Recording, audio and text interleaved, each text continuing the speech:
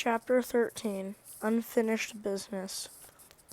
When I opened my eyes, the first thing I saw was Ken Griffey Jr., not the real Ken Griffey Jr., the poster of him on the wall of my room. I was safe at home in Louisville.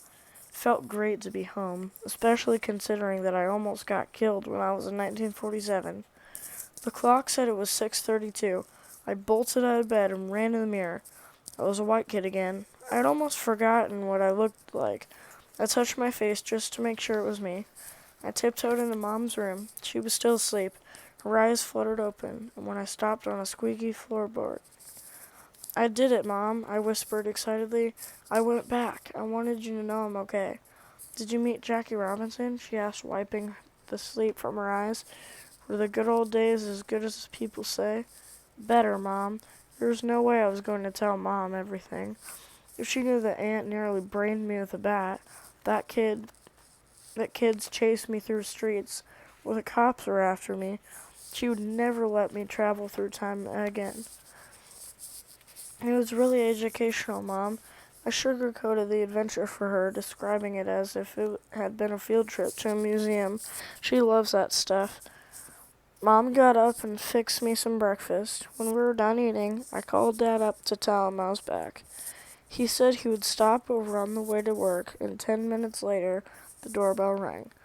When Dad came in, Mom left us alone. She usually leaves when he comes in, because when the two of them are in a room together for longer than a few minutes, they inevitably start arguing about something. "Did you get some baseball cards?" Dad asked urgently after he closed the door to my room. "Did you fill the suitcase?" "I filled it," I said nervously.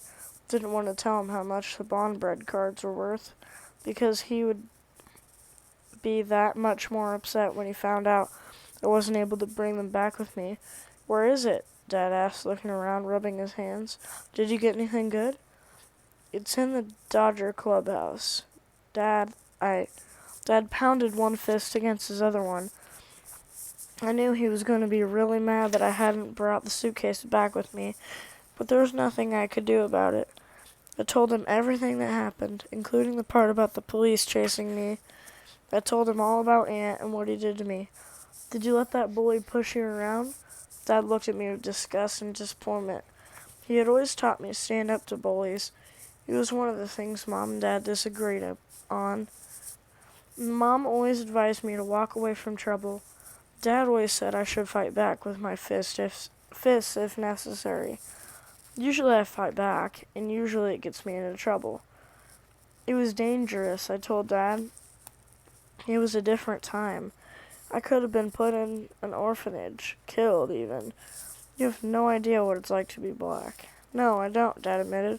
"But Jackie Robinson did. Do you think he let anybody bully him? What would happen if he'd run away with the bigots when the bigots threw beanballs at his head and spiked him?" Dad had a point. No matter what they did to him, Jackie never threw a punch. But he could be intimidated. He commanded respect. Dad left. He was angry about the baseball cards, but it was more than that. I let him down as a man. As he drove away, I decided that I was going to make a return trip to 1947. It's fair to say that Mom was not overjoyed at that idea. "Why go back?" she kept asking me. "You've been there, done that." "I've got some unfinished business to attend to," I explained. "What unfinished business?" "I left my toothbrush," I joked. "I need to go back and get it." Sometimes I can loosen Mom up with a joke. This, unfortunately, was not one of those times.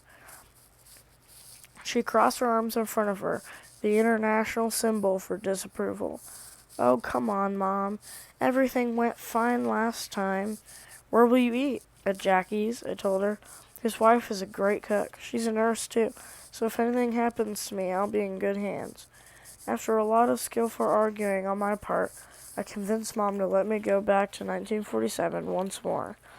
"Now, don't go spending the whole season back there," she warned. "You've got school next week." "I'll be lying in bed tomorrow morning," I assured her. There were a few things I had to do in preparation for the trip. First, I had to go back to Flip's fan club and ask Flip Valentini if I could hold on to his Jackie Robinson card for a few more days. When I walked into the store, it looked different from the way I remembered it. The wall behind the counter had always been covered with posters. Now it was covered with dozens of baseball cards, professionally mounted and framed. I leaned over the counter to get a better look. Joe Hodges, Carl Furillo, Pee Wee Reese, Jackie Robinson, Duke Snyder, Roy Campanella, Preacher Rowe, all Brooklyn Dodgers from the 1940s and 1950s. Where'd you get all these cards, Flip? I asked. I didn't tell him that I'd met him as a child 50 years earlier. He would have thought I was insane. What do you mean? He looked at me strangely. I always had 'em. I saved 'em from when I was a kid. I thought your mom threw all your kid cards away. Joey, are you feeling all right? Those kids have been up on this wall ever since you started coming into the shop. If my mom had thrown my collection away, I'd have murdered her. So Flip took the advice I had given him in 1947. In one small way, I had changed the future. It boggled my mind. Before leaving, I asked Flip if I could keep the Robinson card for a few more days. He said it would be fine. I also went to the library to copy a few articles about Jackie Robinson. Might need them, I figured, to convince I was who I claimed to be. Finally, I bought a pair of cheap Keds. I didn't want Aunt or anyone else to know I was from the future. Ready for my return journey, made myself comfortable on my bed. The Griffey card was safe in my wallet, the Robinson card in my hands. Back to 1947, I said to myself as I waited for the tingles to come. But this time, let me stay a white kid. I thought back to that last game at Ebbets Field. It was great when Pee Wee Reese broke the ice with Jackie by throwing an arm around his shoulder. I wondered if the rest of the Dodgers ever came to accept him as one of them. That was my last thought before the tingles came as I drifted off to sleep.